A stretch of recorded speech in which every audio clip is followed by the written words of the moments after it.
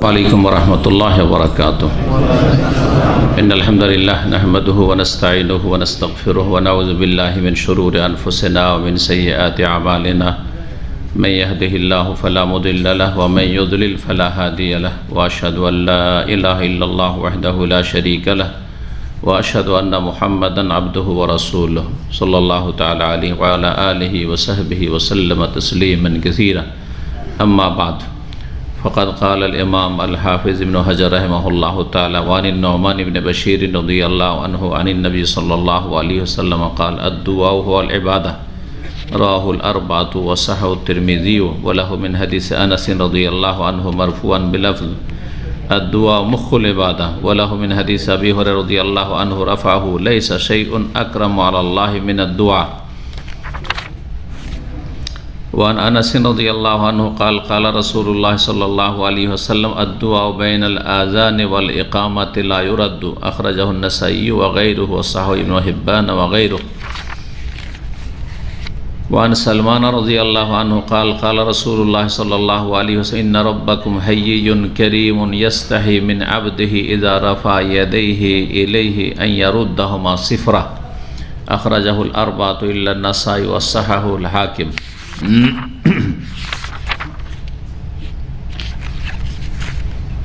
सम्मानित दीनी भातृमंडলী, আল্লাহ রাব্বুল আলামিনের প্রশংসা এবং প্রিয় নবী মুহাম্মদুর রাসূলুল্লাহ সাল্লাল্লাহু আলাইহি সাল্লামের উপর সালাত ও সালামের পর আজ 20 রমজান 1443 হিজরি মোতাবেক 21 এপ্রিল 2022 মাগরিবের ঘণ্টাখানেক আগে আমরা ধারাবাহিক আলোচনা করি। সেই নিয়মেই আজকে যে আলোচনা আমাদের চলবে তা হচ্ছে দোয়ার পর্ব। দোয়ার গতকালকে একটি পর্ব আলোচনা করেছি, আজকে দ্বিতীয় পর্ব। কিছুক্ষণ পরে সূর্য অস্তমিত হলেই শুরু হবে কদরের যে রাতগুলি রয়েছে সেগুলি। রমজান মাসের শেষ 10টি রাত সারা বছরের সমস্ত রাতের চাইতে সবচাইতে বেশি ফজিলতপূর্ণ রাত, আর এর মধ্যে বেজোড়গুলি সবচাইতে বেশি ফজিলত। জোড়গুলির তুলনায় 10টি রাতের ভিতরে বেজোড়ের ফজিলত আরও বেশি, কারণ বেজোড়ে কদরের সম্ভাবনা বেশি আছে। বেজোড়ের রাতেই কদর হয়ে থাকে। জি, তো মাগরিব পরে শুরু হবে 21 রাত। সুতরাং এই সময়গুলিকে মূল্যবান কাজে, দিনের কাজে, দুনিয়ারও যদি কাজ করতে হয় তো জরুরি কাজে, যে কাজগুলি দুনিয়ার জায়েজ এবং জরুরি, সাংসারিক, পারিবারিক অথবা আপনার রুজি রোজগার, চাকরি, এছাড়া অসার কথা কাজে সময় ব্যয় না করে এই মূল্যবান সময়কে আপনি মূল্যবান কাজে লাগাবেন। তা হচ্ছে রব্বুল আলামিনের ইবাদত বন্দেগী করা, মহান আল্লাহর নৈকট্য অর্জন করা।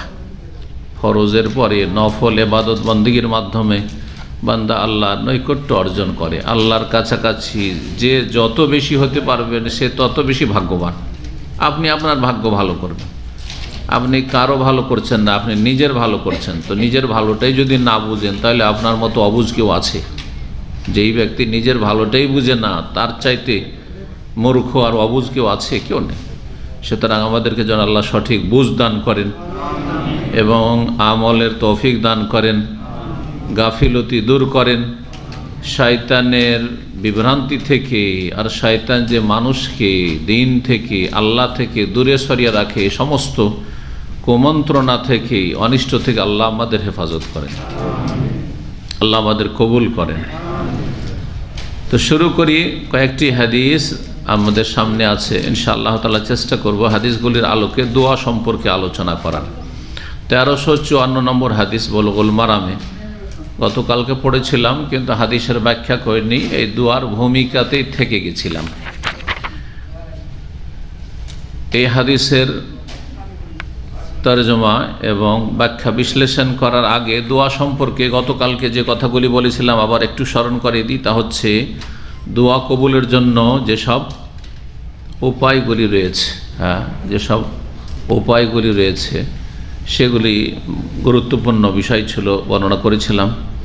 আর তারপরে বলেছে দোয়া কবুলে বাধা রয়েছে, উপায়গুলি অবলম্বন করতে হবে আর বাধাগুলিকে দূর করতে হবে, মানে বাধা মুক্ত হইতে হবে। কোনো কাজ যদি বাধা থাকে, যতক্ষণ বাধা না সরবে কাজটা হবে না। আর কোনো কাজের জন্য যদি কিছু শর্ত থাকে, শর্ত যতক্ষণ পুরা না হবে তাও হবে না। তো শর্ত পুরা করতে হবে আর বাধাগুলি দূর করতে হবে। দোয়া কবুলে বাধা, 6টি বাধা বর্ণনা করব। দোয়া করছেন কিন্তু দোয়া কবুলে কখনো কখনো বাধা থাকে, আর অধিকাংশ মানুষের জীবনে দোয়া কবুলে বাধা আছে, যার ফলে দোয়া তো সবাই করেন, প্রায় মুসলিমরা দোয়া করেন কম আর বেশি, কিন্তু দোয়া কবুল অধিকাংশ লোকের হয় না। কি জন্য হয় না? হয়তো যেই ব্যক্তি দোয়া করছে তার মধ্যেই দুর্বলতা আছে, তার মধ্যেই দুর্বলতা আছে। দুর্বলতা বিভিন্ন রকমের হতে পারে। তার মধ্যে একটি হচ্ছে যে এমন দোয়া করছে যে দোয়া আল্লাহ ভালোবাসে না, চাই না, আল্লাহ পছন্দনীয় না, সীমা লঙ্ঘন করছে দোয়াতে, অপছন্দনীয় দোয়া করছে। জি, এমন কোন দোয়া করছে যে এই দোয়াটি আল্লাহ ভালোবাসেন না, চান না। জি, কেন চান না আল্লাহ রাব্বুল আলামিন? কারণ ওতে সীমা লঙ্ঘন, বাড়াবাড়ি রয়েছে। এইরকমটা করলে আপনি জালেম হয়ে যাবেন, আপনি অন্যায় করে ফেলবেন, অথবা আপনি খারাপ হয়ে যাবেন, এমন কিছু চাইছেন যেটাতে আপনি খারাপ হয়ে যাবেন। এটা দুর্বল ইমানের মানুষ যদি আল্লাহর কাছে ধন দৌলত চায়,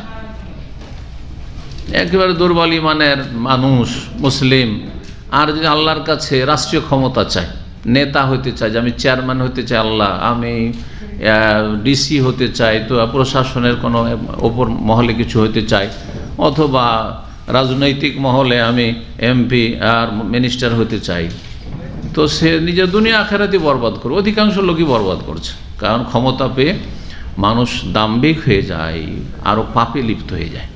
যেমন বেশি পয়সা পেয়ে মানুষ বেশি পাপী হয়ে যায়। গরিবের কারণে খুব কমই পাপ করে, যদিও কিছু গরিব আছে আমাদের সমাজে যাদের দিনও না দুনিয়াও নেই, হতভাগা, এরা আরও হতভাগা, দুনিয়ারও কোনো সুখ শান্তি পায় না, কারণ গরিবই জিন্দেগি কাটাচ্ছে, জীবন কাটাচ্ছে, আর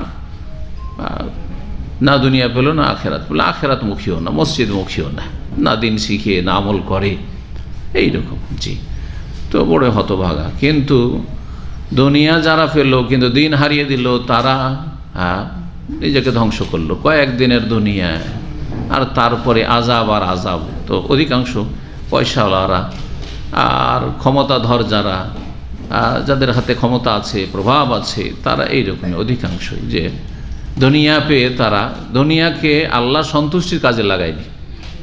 পয়সাকে আল্লাহর সন্তুষ্টির কাজে লাগানো যেতে পারে, পয়সা দিয়ে আল্লাহকে রাজি করে জান্নাত নেওয়া যেতে পারে, ক্ষমতা দিয়ে আল্লাহর কাছে জান্নাত নেওয়া যেতে পারে। ক্ষমতার ভালো ব্যবহার করবেন, ক্ষমতা দিয়ে মানুষের জুলমের অবসান ঘটবেন। দেশে জুলম হচ্ছে, জুলম হইতে দেবেন না, অত্যাচার হচ্ছে, কারো উপরে অবিচার হচ্ছে, কারো হক নষ্ট করা হচ্ছে, কারো হক মারতে দেবে না।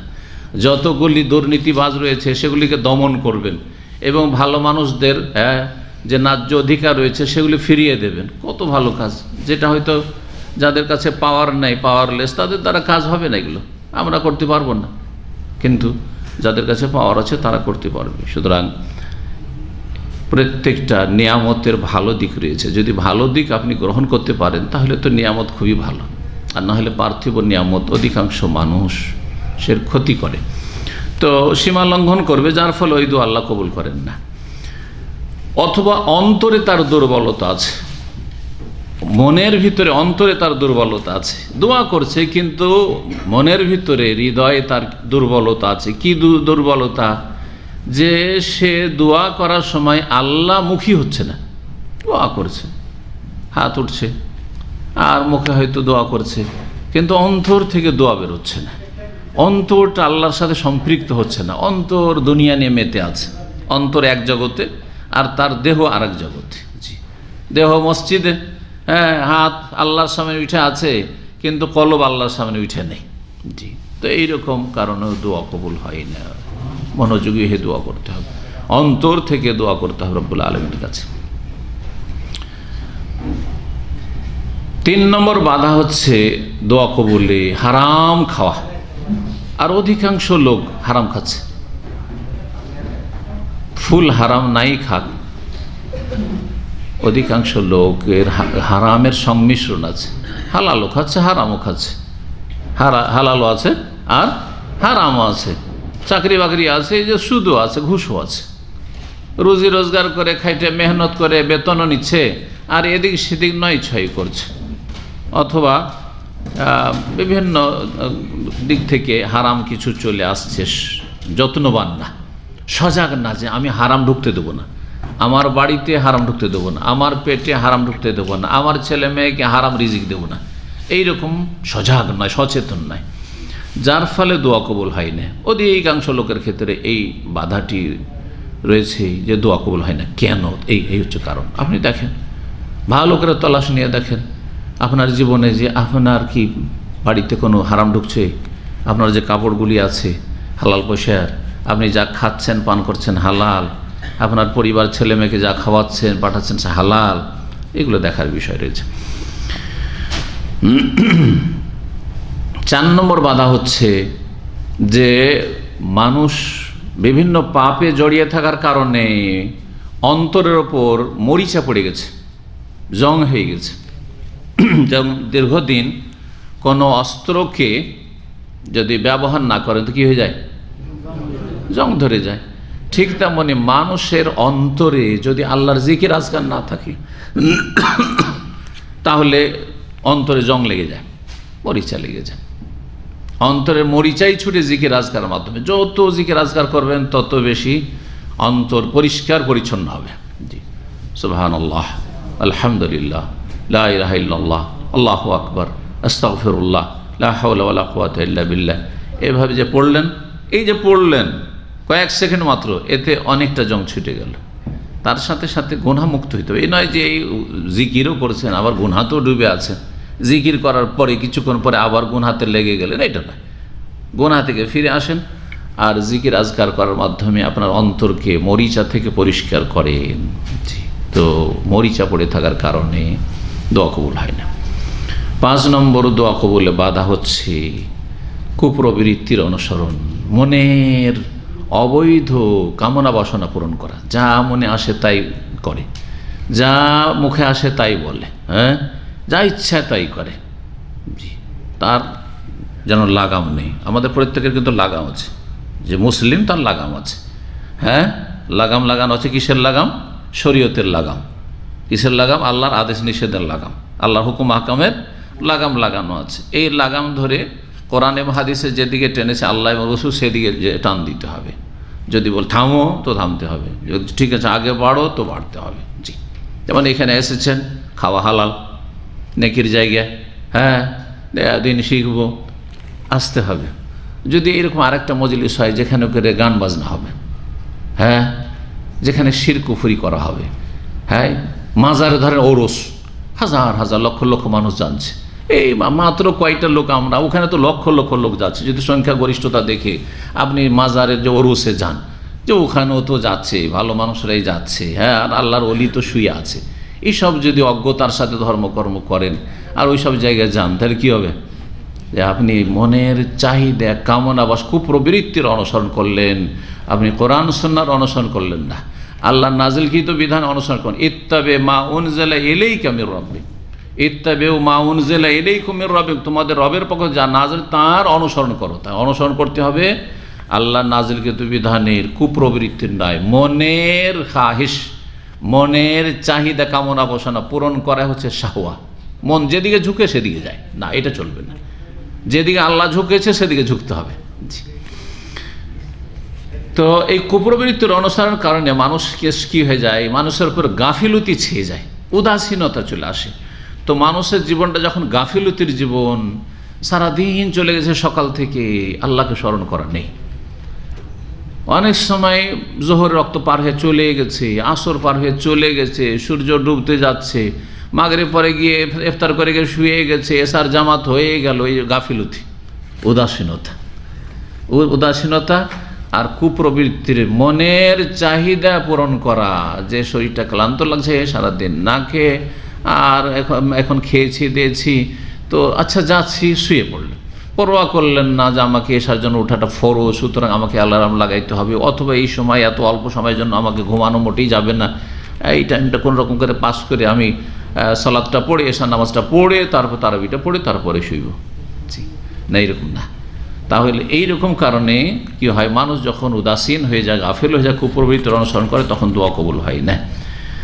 দোয়া কবুল না হওয়ার 6 নম্বর কারণ হচ্ছে যে দোয়া করার সাথে সাথে তাড়াহুড়া করা। তাড়াহুড়া করা, আমরা দুনিয়ার ক্ষেত্রে কিন্তু তাড়াহুড়া সব জায়গায় করি না। তাড়াহুড়া করার জায়গায় তাড়াহুড়া করি, আর যেখানে তাড়াহুড়া করলে আমার ক্ষতি হবে সেখানে করি না। আমরা খুব চালাক। উদাহরণগুলো এই জন্য দিছি যাতে করে আমরা বাস্তবমুখী হই। আমরা ছোটদের ক্ষেত্রে বলি তাড়াতাড়ি, জলদি এলো, জলদি, তাই না? যারা অধীনে কাজ করছে, ফোরম্যান, সুপারভাইজার, যারা ম্যানেজার আছে, অধীনস্থদের কফিল, ইয়াল্লা সুরা সুরা সুরা সুরা করছে না, করছে না? কিন্তু ওই কফিলের বড় যদি কেউ তোর বাপ থাকে, বা ওর ওপরে কেউ বস আছে, ওর ওপরে কেউ মানে, তার সামনে বলতে পারবে একটু তাড়াতাড়ি করেন? হ্যাঁ, কোনো অফিসে গেছে, আপনার কফিল গেছে কোনো অফিসে কাজ করাবার জন্য, অথবা আপনার সুপারভাইজার, ফোরম্যান যারা আছে তারা গেছে অফিসে কাজ করার জন্য, অফিসারের সামনে ধর্ণা দিয়ে আছে, বলতে পারে তাড়াতাড়ি আমার কাজটা করে দেন? চুপ করে দাঁড়িয়ে আছে, হ্যাঁ, একটা কথা বলতে পারছে না, দাঁড়িয়ে আছে। যখন বসতে না বলছে, বসছে না হয়তো, হ্যাঁ, লাইন ধরে দাঁড়িয়ে থাকো। যদি বলে যে না বাইরে যাও, ওখানে বাইরে চলে গেল, ঠিক কিনা? হ্যাঁ। তো রব্বুল আলমিনের কাছে দোয়া করে যদি তাড়াহুড়া করেন, তো রবকে তো আপনার ওই ওপরে যে ওই অফিসারটার সমান তো মূল্য দিচ্ছেন না। আপনি দোয়া করলাম কবুলই হয় না, এরকম করলে হবে? রব্বুল আলমিনের কাছে লাইন লাগিয়েছেন, আপনি দোয়া করছেন, আপনার চাইতে অনেক সিনিয়র, অনেক ভালো ভালো মানুষরা দোয়া করেছে। আল্লাহ রাব্বুল আলামিন আপনার পরীক্ষা করেছেন, ইমানের পরীক্ষা করেছেন, আপনার ধৈর্যের পরীক্ষা করেছেন, আপনার আমলের পরীক্ষা করেছেন। আল্লাহ রাব্বুল আলামিনের বিভিন্ন উদ্দেশ্য থাকতে পারে, অথবা আপনার দোয়া করাতে বিভিন্ন বা দোয়া কবুলে বাধা থাকতে পারে, শর্ত পুরা নাও হইতে পারে। আপনি লাইন লাগিয়ে থাকেন, চাইতে থাকেন, চাইতে থাকেন জি আল্লাহর কাছে। দোয়া করে তাড়াহুড়া করলে দোয়া কবুল হয় না। এই মর্মে বুখারীতে একটি হাদিস রয়েছে, নবী করিম সাল্লাল্লাহু আলাইহি ওয়াসাল্লাম বলেছেন, ইউস্তাজাবু লিআহদিকুম মা লাম ইয়াজাল, তোমাদের যে কোনো ব্যক্তির দোয়া কবুল হবে যদি তাড়াহুড়া না করে। যদি তাড়াহুড়া না, তাড়াহুড়া করার একটা আরও খারাপ দিক হচ্ছে যে 2-4 দিন দোয়া করলো, করার পরে দেখছে রেজাল্ট, ফলাফল তো নাই, কিছু তো পাচ্ছি না, কিছু বুঝতেই পারছি না, অসুস্থ ভালোই হচ্ছে না, বা আমার ওয়াইফ অসুস্থ আছে, কই এত দোয়া করলাম কিছুই তো হয় না, ভালো হয় না, তাই না? আমার ছেলে অসুস্থ আছে, অথবা এই ছেলেটা পরীক্ষা দিয়েছে, খুব দোয়া করলাম, কই কবুল, কই হইল, পাস করতে পারলো না, ভালো রেজাল্ট করতে পারলো না। না, তাড়াহুড়া করলে হবে না, অধৈর্য হলে হবে না। জি, দীর্ঘ সময় লাগতে পারে, তাড়াহুড়া নেই। যতক্ষণ পর্যন্ত তাড়াহুড়া না করবে দোয়া কবুল হইতে। ফায়াকুলু, যারা তাড়াহুড়াকারী তারা বলে, দাও তো ফালাম ইউস্তাজাবলি, দোয়া তো করলাম কিন্তু কই কিছু ফলাফল পেলাম না। কিন্তু যাদের দোয়া কবুল হবে তারা এই কথা বলবে না কোনোদিন যে দোয়া করলাম কিছু পেলাম না।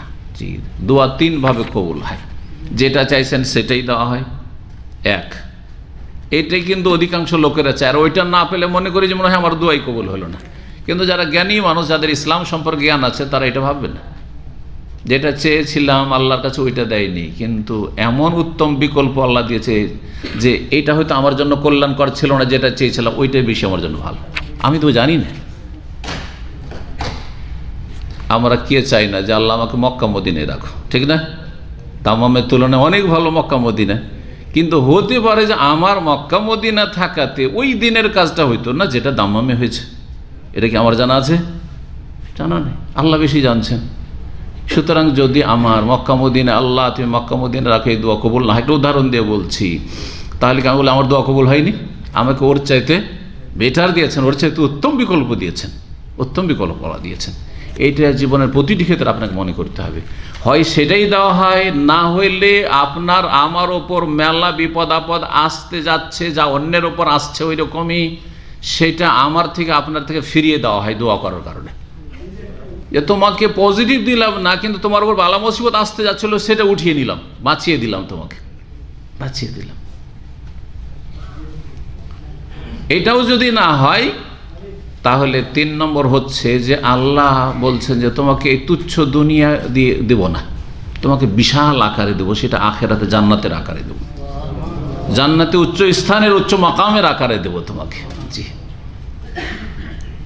তো এই তিনের এক অবশ্য হয়, যেন দোয়া করার ক্ষেত্রে পিছপা হতে হবে না, কখনো হিম্মত হারাতে হবে না, আর কখনো নিরাশ হইতে হবে না। আল্লাহ রাব্বুল অবশ্যই দিচ্ছেন। আপনি আপনার কর্ম করেন, আল্লাহর কাজ আল্লাহ করবেন, আল্লাহর কাজ আল্লাহ করবেন। তো হাদিসের দিকে আসে, নোমান বিন বশির রাদিয়াল্লাহু তাআলা আনহু বর্ণনা করছেন নবী করিম সাল্লাল্লাহু আলাইহি ওয়াসাল্লাম থেকে। তিনি বলেন, ইন্না দুআ হুয়াল ইবাদাহ, দুআই হচ্ছে ইবাদত, দুআই হচ্ছে ইবাদত। যত ইবাদত বন্দেগী আছে, সমস্ত ইবাদত বন্দেগীর মূল হচ্ছে দোয়া, মূল হচ্ছে দোয়া। কারণ উদ্দেশ্য হচ্ছে ডাকা। ইবাদত করার উদ্দেশ্য কি? রবকে ডাকা, রবকে ডাকা, মালিককে ডাকা। এই নোমান বিন বশির রাদিয়াল্লাহু তাআলা আনহু এমন এক সাহাবী আনসারীদের মধ্যেকার, যে নবী সাল্লাল্লাহু আলাইহি ওয়াসাল্লাম হিজরতের পরে প্রথম যেই মুসলিম শিশু জন্মায় আনসারী বংশের, তিনি হচ্ছেন এই নোমান, তিনি হচ্ছেন এই নোমান বিন বশির। আর মুহাজির, কারণ মুসলিম সমাজে দুটো সমাজ ছিল, একটা হচ্ছে মুহাজির আর একটা হচ্ছে আনসার। মুহাজির কারা? যারা মক্কা থেকে মদিনা হিজরত করে এসেছেন, যেমন আবু বকর, ওমর, ওসমান, আলী, সবাই নবী সাল্লাল্লাহু আলাইহি ওয়াসাল্লাম মুহাজির। আর আনসার যারা মদিনার লোক, মদিনার লোক যারা আওস খাজরাজ, সাদ বিন মুআজ, সাদ বিন ওবাদা, আর যে উসাইদ বিন হুযাইর, আর সব এই বশির। তো বশিরের প্রথম ছেলে আনসারীদের ঘরে নবী সাল্লাল্লাহু আলাইহি ওয়াসাল্লামের মদিনা আগমনের পরে প্রথম শিশু জন্মায় নোমান। আর মুহাজিরদের ঘরে প্রথম শিশু জন্মায় জুবাইর ইবনে আওয়াম, যে আশরাম বাশার 10 জন সুসংবাদপ্রাপ্ত সাহাবীর বিখ্যাত ছেলে এবং খলিফা মক্কার যে হয়েছিলেন আব্দুল্লাহ বিন জুবাইর রাদিয়াল্লাহু তাআলা আনহুমা। আব্দুল্লাহ বিন জুবাইর, জি, আব্দুল্লাহ বিন জুবাইরের মায়ের নাম আসমা বিনত আবি বকর, আবু বকরের মেয়ে আসমা রাদিয়াল্লাহু তাআলা আনহুম। জি, দোয়াই হচ্ছে ইবাদত। এই হাদিসটি 4 জন ইমাম বর্ণনা করেছে। ইমাম হাফিজ হাজার পরিভাষায় 4 জন বলতে হচ্ছে আপনার 7টার মধ্যে 3টা বাদ দিয়ে দিতে হবে। মুসনাদ আহমদ বাদ দিতে হবে, আবু বুখারী, মুসলিম বাদ দিয়ে দিতে হবে। সুনানে আরবা, সুনানে আরবা মানে আবু দাউদ, নাসাই, তিরমিজি, ইবনে মাজাহ। তো এই 4টি কিতাব রয়েছে। ইমাম তিরমিজি হাদিসটিকে সহিহ বলেছেন। এই হাদিসটি সহিহ। আর একটি বর্ণনা রয়েছে তিরমিজিতে আনাস রাদিয়াল্লাহু তাআলা আনহু থেকে, সাহাবী তাহলে ভিন্ন, মারফুআন নবী সাল্লাল্লাহু আলাইহি ওয়াসাল্লাম থেকে বর্ণনা করেছেন আনাস, কিন্তু একটু শব্দের পার্থক্য রয়েছে। কি? আদ-দুআ মুখুল ইবাদত, দোয়াই হচ্ছে ইবাদতের মগজ। মগজ, মগজটা আসল, হ্যাঁ, মগজ, মগজ হচ্ছে আসল। জি, যে কোনো কিছুর মগজ যেটা ভিতরের। জি, আদ-দুআ মুখুল, দোয়াই হচ্ছে ইবাদতের মগজ। হাদিসের শব্দ তো সুন্দর বা অর্থ সুন্দর, কিন্তু এই হাদিসটি দুর্বল। এই হাদিসটি হচ্ছে সনদের দিক থেকে দুর্বল, কমজোর, কিন্তু আগেরটাই যথেষ্ট। দোয়াই হচ্ছে ইবাদত, দোয়া হচ্ছে আসল।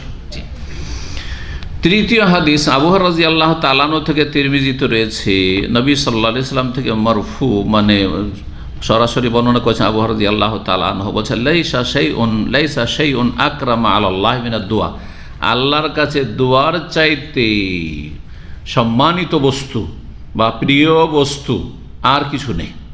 আল্লাহ রাব্বুল আলামিন বান্দার দোয়াকে খুবই ভালোবাসেন এবং খুব আদরের সাথে নেন, যত্নের সাথে নেন, গুরুত্বের সাথে নেন। তো আল্লাহর কাছে দোয়া খুব মহব্বতের জিনিস, ভালো জিনিস। সুতরাং দোয়া বেশি বেশি করবেন। আল্লাহ রাব্বুল আলামিনের কাছে দোয়া করলে আল্লাহ খুশি হন।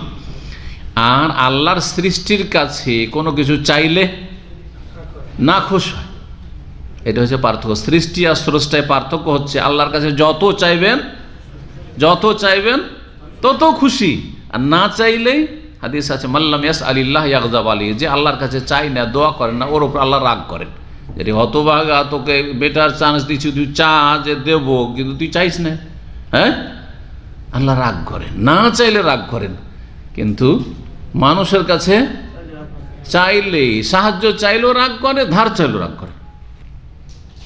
জি, যত হিতাকাঙ্ক্ষী হোক, যদি খুবই হিতাকাঙ্ক্ষী হয় তো 1 বার 2 বার 3 বার, বারবার যদি চান বিরক্তি বোধ করবে, যে কি রে, একে আমি ভালোবাসছি আর একে দিচ্ছি, তার মানে এই নয় যে রাত দিন আমাকে পেরেশান করে ছাড়বে, তাই না?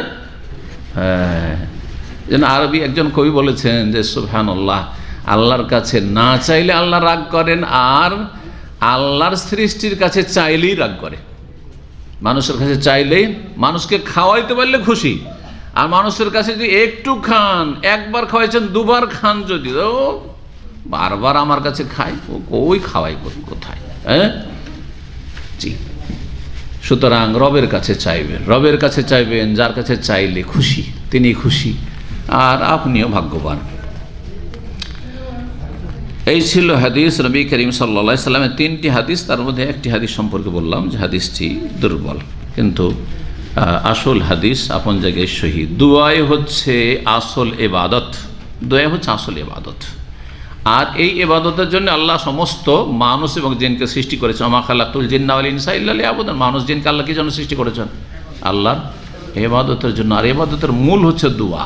বান্দা রবকে ডাকবে, বান্দা এমন এক শক্তিধরকে, মহাশক্তিধরকে ডাকবে, এমন সর্বশক্তিমান আলা কুল্লি শাইইন কাদির যিনি, তাকে ডাকবে। জি হ্যাঁ, যিনি দিলেই খুশি হন, তার কাছে চাইলেই খুশি হন, এবং তার কাছে চাওয়ার ক্ষেত্রে অসম্ভব বলে কিছু নেই। অসম্ভব বলে কিছু, যা সম্ভব তা আপনি চাইতে পারবেন। আপনি মনে করেন আমি একজন সাধারণ মানুষ, এটা কি করে হইতে পারে?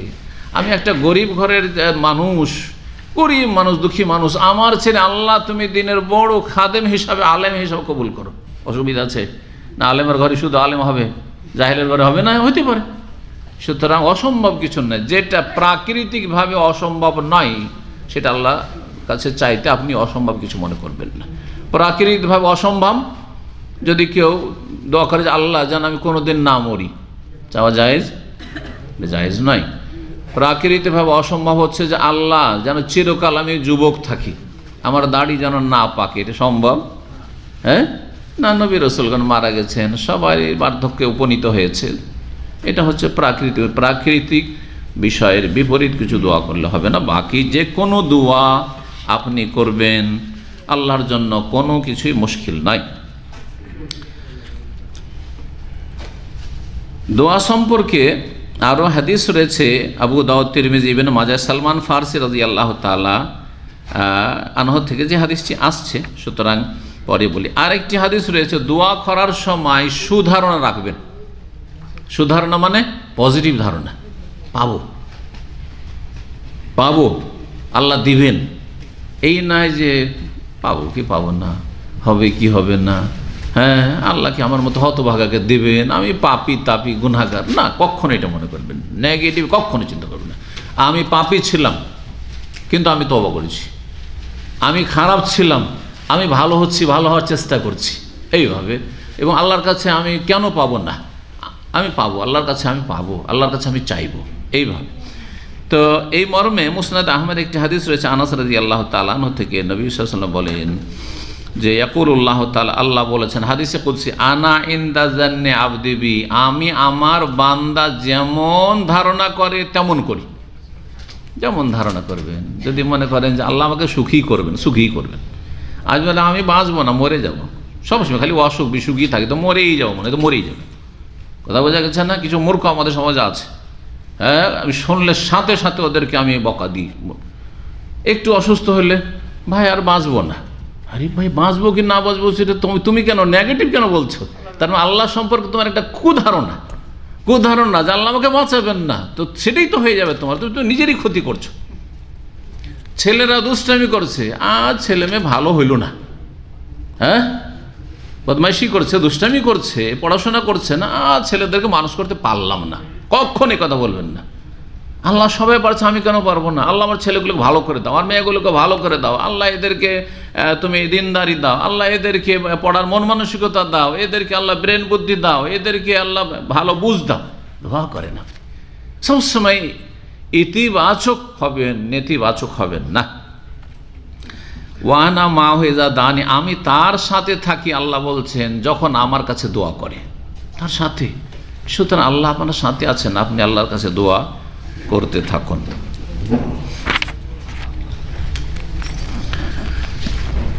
1355 নম্বর হাদিস, আনাস রাদিয়াল্লাহু তাআলা আনহু থেকে বর্ণিত, যেই হাদিসটিতে রয়েছে বিশেষ একটি ক্ষেত্র, সময়, যেই সময়টায় দোয়া করলে দোয়া খণ্ডন হয় না, রদ হয় না, বরং দোয়া কবুল হওয়ার সম্ভাবনা রয়েছে।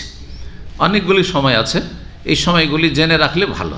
তাহলে বিশেষ বিশেষ ওই সময়গুলিতে মুহূর্তগুলিতে আপনি আরও বেশি চেষ্টা করবেন। দোয়া সবসময় করছেন যখন প্রয়োজন, কিন্তু বিশেষ করে ওই সময়গুলি আপনার সামনে দিয়ে কিন্তু চলে যাচ্ছে, অহরহ যাচ্ছে, ওই সময়গুলিকে আপনি হাত ছাড়া করবেন না। কালা রাসূলুল্লাহ সাল্লাল্লাহু আলাইহি ওয়াসাল্লাম, রাসূলুল্লাহ বলেন, আদ-দুআ বাইনাল আযানি ওয়াল ইকামাতি লা ইউরাদ্দু, আযান এবং ইকামতের মাঝখানে দোয়া খণ্ডন হয় না, দোয়া রিজেক্ট হয় না, আল্লাহ দোয়া ফিরিয়ে দেন না যে কবুল করবে, এমনটা হয় না। আযান একামতের মাঝখানের সময়টি খুব গুরুত্বপূর্ণ সময়, কারণ এই সময়টিতে সাধারণত যারা সত্যিকার আগ্রহী মুসল্লি তারা মসজিদে অবস্থান করে।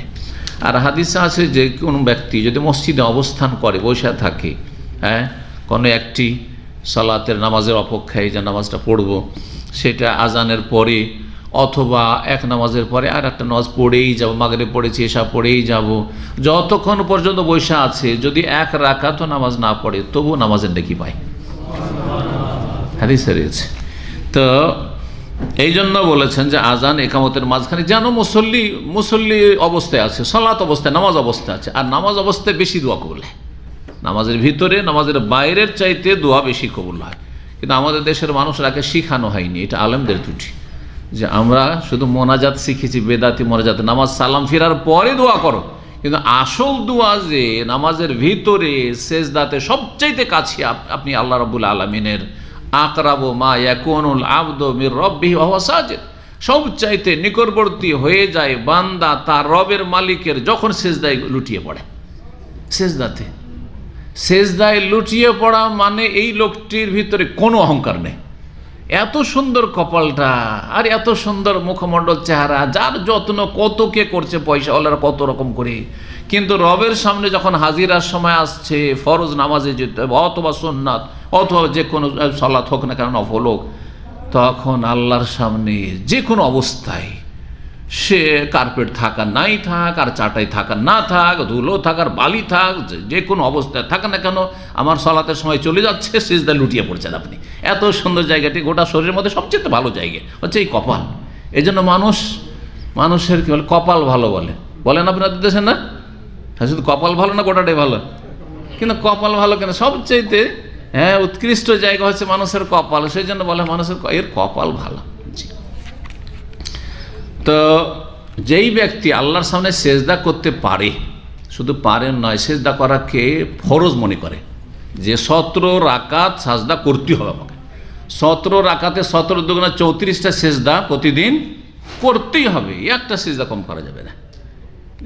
নিজেকে যে মনে করে যে আমাকে করতেই হবে, এটা আমার সবচেয়ে বড় ফরজ কাজ, কারণ আমাকে আল্লাহ এই জন্য সৃষ্টি করেছেন, এই ইবাদতের জন্য সৃষ্টি করেছেন, তারপরে বাকি 10-12 রাকাত সুন্নাত, 1 রাকাত বেতর।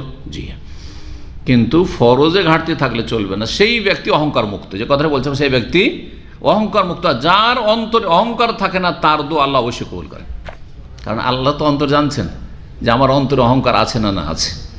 আপনার চলাফেরার ক্ষেত্রে অনেক সময় ভুল বুঝতে পারেন যে একটা লোকের অহংকার নেই, তারপরে হয়তো অহংকার, একটু ভালো কাপড় চোপড় পরলেই হয়তো অহংকারই মনে করেন, না, এটার নাম অহংকার নয়। অহংকার হচ্ছে যে অন্যকে ছোট মনে করা, নিজেকে বড় মনে করা, সত্যকে প্রত্যাখ্যান করা, আর অন্যকে ছোট মনে করা। অন্যকে ছোট মনে করি না, আমার মুসলিম ভাই, একটা ক্লিনার আমার মুসলিম ভাই, এক ডোম মেথর হইলেও আমার মুসলিম ভাই। মুসলিম যে যত ভালো মানুষ সে তত আমার প্রিয় মানুষ, কিন্তু আল্লাহ পয়সা দিয়েছে, সে ভালো কাপড় পরেছে, বাস হারাম না হইলি হলো, হারাম না পড়লি হলো, অপচয়ে না গেলি হলো।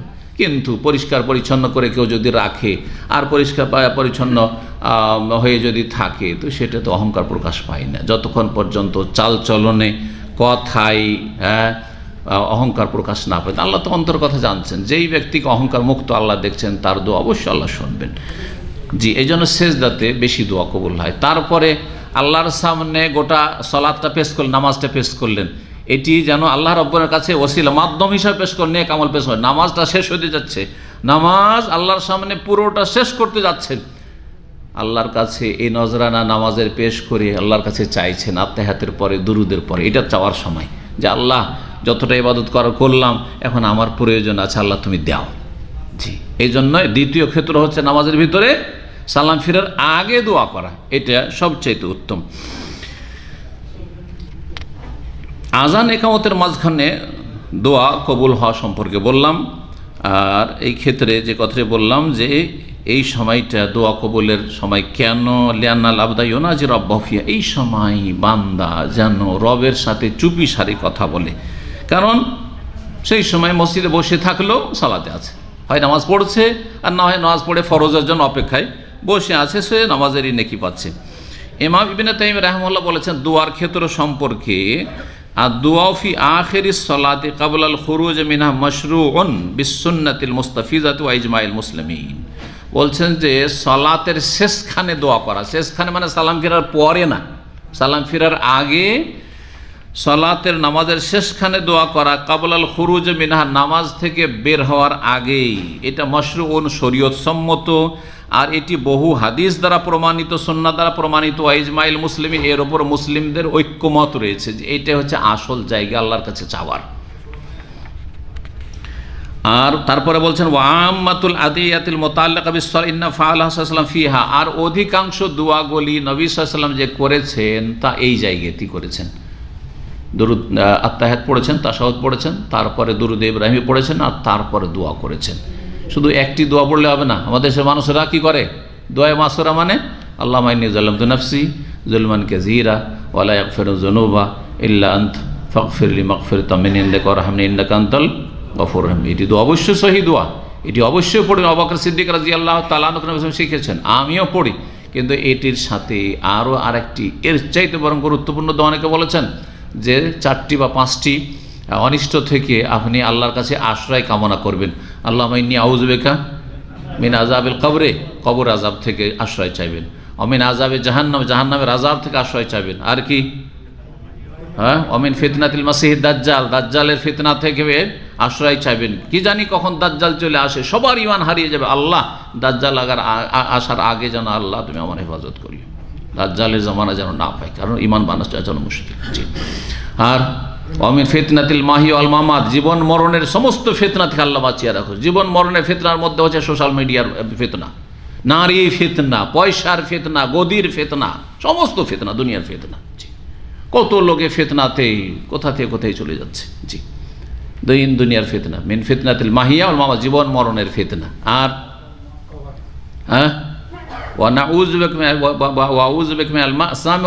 আল্লাহ গুনাহ থেকে আশ্রয় চাইছে, গুনাহ থেকে বাঁচাই। ওয়াল মাগরাম, ঋণ থেকে আশ্রয়, মাগরাম মানে হচ্ছে ঋণ, ঋণ থেকে আশ্রয়। কত সুন্দর দোয়া, চিন্তা করেন তো।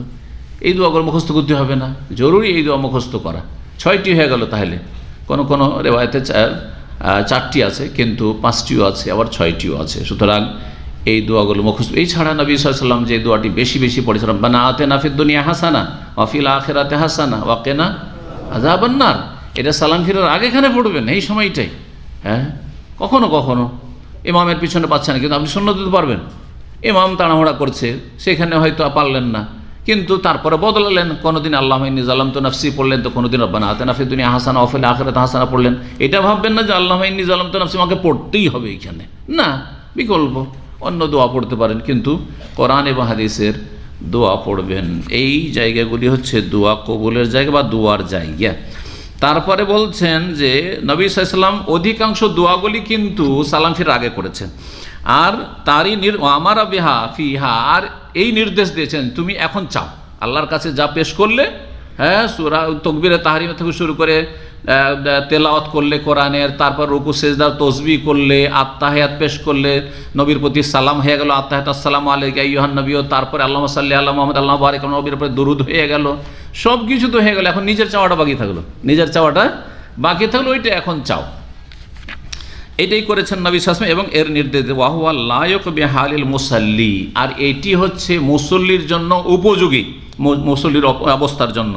আল মুকবিল আলা রাব্বি, যেই ব্যক্তি আল্লাহমুখী হয়ে, আল্লাহর দিকে অভিমুখী হয়ে সালাত আদায় করছে এবং আল্লাহর সাথে চুপি সারে যেন সালাতের ভিতরে, নামাজের ভিতরে কথা বলছে, ফায়াস্তাজিবু মিনাদ দুআই আহাব্বু ইলাইহি, সুতরাং আল্লাহ ওই সময় দোয়া কবুল করেন যেই দোয়া আপনার পছন্দ করতে পারে। এই জন্য নবী সাল্লাল্লাহু আলাইহি ওয়াসাল্লাম বলেছেন ওয়ালিয়াতাখাইয়ার মিনাল মাসআলাতি আজাবাহু ইলাইহি, যখন তোমার দুরুদ পড়া হয়ে গেল, আত্তাহিয়াত আর দুরুদ, তখন তুমি বাছাই করো কি চাইবে, তুমি কোনটা দরকার, তোমার যা প্রয়োজন তুমি এখন চাইতে থাকো। জি, দিন দুনিয়ার সার্বিক কল্যাণ চাইতে হবে, কিন্তু তারপর বলি এখন বে খুশুইন ওয়াদাব, বলছেন যে দোয়া যেন খুশুর সাথে বিনয় হয়ে করেন আর আদবের সাথে করেন।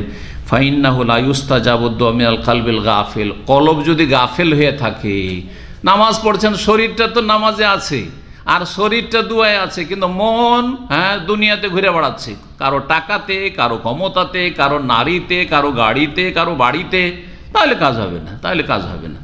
মনোযোগী হয়ে দোয়া করতে হবে, গাফেল অন্তর নিয়ে দোয়া করলে হবে না।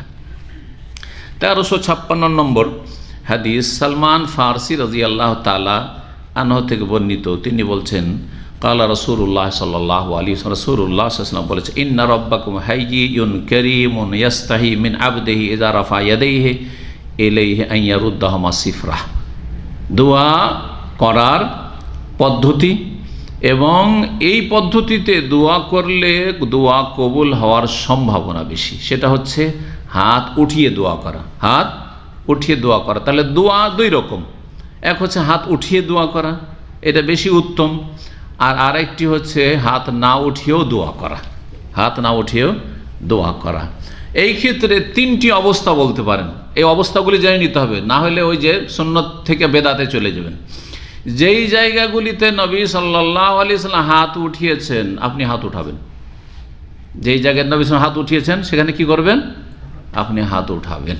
জি, যেই জায়গায় নবী সাল্লাল্লাহু আলাইহি ওয়াসাল্লাম হাত উঠাননি আর দোয়া করেছেন কিন্তু হাত উঠাননি, সেখানে যেহেতু নবী দোয়া করেছেন আর হাত উঠাননি, আপনিও হাত উঠাবেন না, বিনা হাত উঠাতে দোয়া করবেন। কয়টা হইল? দ্বিতীয় অবস্থা হইল। তৃতীয় অবস্থা হচ্ছে যে আপনার সাধারণ দোয়া, জেনারেল দোয়া, যেই জায়গাগুলির ক্ষেত্রে নবী সাল্লাল্লাহু আলাইহি ওয়াসাল্লামের হাত উঠানো নেই আর নবী সাল্লাল্লাহু আলাইহি ওয়াসাল্লাম বিনা হাত উঠাতেও দোয়া করেননি, হয়তো এমনি আপনার দোয়া করবেন আপনি, তাহলে হাত উঠাতে পারবেন কি না? তাহলে হাত উঠাইতে পারেন, আবার না উঠিয়েও দোয়া করতে পারেন। তিনটি অবস্থা মনে থাকবে তো? উদাহরণ দিয়ে, নবী সাল্লাল্লাহু আলাইহি ওয়াসাল্লাম হাত উঠিয়ে দোয়া করেছেন, যেমন বৃষ্টির পানি চাওয়ার জন্য, বৃষ্টি চাওয়ার জন্য ইস্তিসকায় হাত উঠিয়ে দোয়া করেছেন। জুমার খুতবাতে হাত উঠিয়ে যে ইমামরা দোয়া করে সৌদি আরব, অনেকে মনে করে সবগুলি দোয়াতে, না, সবগুলি দোয়াতে হাত উঠানো ঠিক নয়। মুক্তাদিরা বা ওই যে মুসল্লিরা বসে থাকে আর হাত উঠিয়ে দোয়া করতে লাগে না, হাত উঠিয়ে দোয়া নবী সাল্লাল্লাহু আলাইহি ওয়াসাল্লাম বা সাহাবীরা করেননি। একমাত্র কিসে করেছেন? বৃষ্টি চাওয়ার জন্য। একজন বেদুইন আসলে, ইয়া রাসূলুল্লাহ, এমন অনাবৃষ্টি, এমন দুর্ভিক্ষ পড়েছে, সব কিছু ধ্বংস হয়ে গেল, গবাদি পশু ধ্বংস, আর আমরা না খেয়ে মরে গেলাম, আমাদের জন্য দোয়া করেন। বৃষ্টির জন্য দোয়া করলেন, হাত উঠিয়েছিলেন, আল্লাহুম্মা আসকিনা, আল্লাহুম্মা আসকিনা, আল্লাহুম্মা আগিসনা, আল্লাহ বৃষ্টি দাও, আল্লাহ বর্ষা দাও, আল্লাহ পানি দাও, তখন আপনি হাত উঠাবেন। এটা একটা। হাত উঠিয়েছেন নবী সাল্লাল্লাহু আলাইহি ওয়াসাল্লাম আরাফার ময়দানে, সুতরাং আরাফে হাজী সাহেবরা যাবেন, তখন হাত উঠিয়েই দোয়া করবেন। জি, হাত উঠিয়েই দোয়া করবেন। নবী সাল্লাল্লাহু আলাইহি ওয়াসাল্লাম দোয়া শিখেছেন হাত উঠিয়ে, যখন পাথর মারবেন জামরাগুলিতে। জামরা মানে যেগুলোকে আমাদের ভারত, বাংলাদেশ, পাকিস্তান মানুষের কি বলে?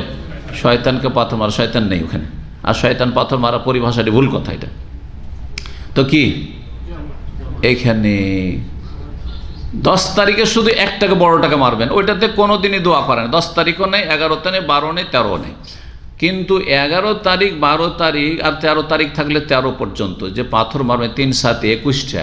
এই ক্ষেত্রে কারা হজ করেছেন ওরা বলবেন উত্তরটা, কোনখানে দোয়া করতে হবে, কোনখানে দোয়া করতে হবে না, কে বলবে? হাত তুলবে। হাজি সাহেব। হ্যাঁ, ওই মেনার দিক থেকে এসে প্রথমটাতে পাথর মেরে দোয়া করতে হবে। এক, ওইটা হচ্ছে ছোট বা উলা প্রথম। দ্বিতীয়টা তো পাথর মারার পরে একটু এগিয়ে কেবলামুখী হয়ে কি করতে হবে? দোয়া করতে হবে। তৃতীয় যেটা আকাবা বা বড় জামরা, যেটা এই মক্কার দিকে যেটা লাস্ট, সেটাতে পাথর মেরে নেবেন কিন্তু দোয়া করবেন না। নবী সাল্লাল্লাহু আলাইহি ওয়াসাল্লাম হাত উঠিয়ে কি করেছেন? দোয়া করেছেন। সুতরাং হাত উঠিয়ে দোয়া করবেন। এবার বুঝতে পারলেন? এইরকম নবী করিম সাল্লাল্লাহু আলাইহি ওয়াসাল্লাম ফরজ নামাজের পরে হাত উঠিয়ে দোয়া করেননি, আর এই সময় কিন্তু দোয়া পড়েছেন। দোয়া পড়েছেন না পড়েননি?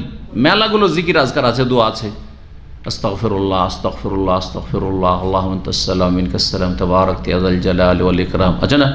হ্যাঁ, আল্লাহুম্মা লা মানিয়া লিমা আতাইতা ওয়া লা মুতিয়া লিমা মানাত ওয়া লা ইয়ানফাউ যাল জাদ মিনকাল জাদ, আল্লাহুম্মা আইন্নি আলা যিকরিকা ওয়া শুকরিকা ওয়া হুসনি ইবাদাতিক, ইত্যাদি ইত্যাদি।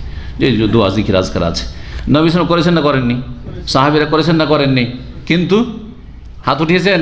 না হাত উঠাননি। সুতরাং সালাম ফেরা ফরজ নামাজ থেকে সালাম ফেরা পরে যে মোনাজাত করে হাত উঠা, এটা সুন্নত না, এটা বেদাত। এটা কি এবার বুঝে এসছে? নবী সাল্লাল্লাহু আলাইহি সাল্লাম দ্বীনের আলোচনা করেছেন না করেননি? না খালি আমাদের দেশের বক্তারা ওয়াজ করে। নবী সাল্লাল্লাহু আলাইহি ওয়াজ করেছেন না করেননি? ওয়াজ করেছেন। নবী সাল্লাল্লাহু আলাইহি সাল্লাম ওয়াজের শেষে হাত উঠিয়ে দোয়া করেছেন? ওয়াজ করলেন, ওয়াজ শেষ করলেন, কিন্তু হাত উঠিয়ে দোয়া করলেন না। তাহলে আমাদের কি অধিকার আছে যে নবীর থেকে এক কদম আগে বাড়ে আমরা হাত উঠিয়ে দোয়া করব? সম্মিলিত মোনাজাত, হ্যাঁ, আখেরি মোনাজাত, যেদের তবলিগি চিল্লা ভাইদের টঙ্গীর মোনাজাত, হ্যাঁ, বিশ্ব ইজতেমার মোনাজাত, এই অধিকার আছে? নবী সাল্লাল্লাহু আলাইহি সাল্লাম আসল বিশ্ব ইজতেমা আরাফাতে নবী সাল্লাল্লাহু আলাইহি সাল্লাম একা দোয়া করেন, সবাই কিনে সম্মিলিত মোনাজাত করেছেন নাকি? করেছেন? তাহলে এইসব মোনাজাত কোথায় আছে? তো এগুলো হচ্ছে বেদাত। তাহলে এগুলো হচ্ছে কি বেদাত। এবার বুঝতে পেরেছেন?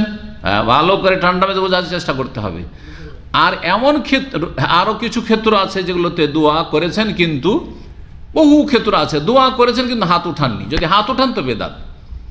বাথরুমে ঢোকার সময় দোয়া আছে না নেই? এটা তো দোয়া, আল্লাহুম্মা ইন্নী আউযু বিকা মিনাল খুবসি, আল্লাহ তোমার কাছে আশ্রয় চাইছি খবিশ পুরুষ এবং নারী জিন থেকে। কারণ এই নাপাক জায়গাতে নর নারী জিন থাকে, এরা ক্ষতি করে মানুষের, আদম সন্তানের। আল্লাহ যেন আমার ক্ষতি না করতে পারে, এই দোয়া পড়ছেন। দোয়া তো এটাই, কিন্তু হাত উঠাবেন আল্লাহুম্মা ইন্নী আউযু বিকা বলবেন, হ্যাঁ, যখন বের হচ্ছেন বাথরুম থেকে গফরান, চলবে? কারণ নবী সাল্লাল্লাহু আলাইহি ওয়াসাল্লাম সাহাবীরা পড়েছেন কিন্তু হাত ওঠাননি। সুতরাং হাত ওঠানো জায়েজ নয়, বেদাত এটি। এইটা বুঝে আসছে। আর ফরজ নামাজের পরে, ওয়াজ মাহফিলের পরে, আর ওই ইজতেমার পরে খতমে এইসব মোনাজাত, হ্যাঁ, মাহফিল খতমের মোনাজাত, এগুলো বুঝে আসে না? ওটাও বেদাত। কথা বোঝা গেছে? আখিরি মোনাজাত না, চলবে না।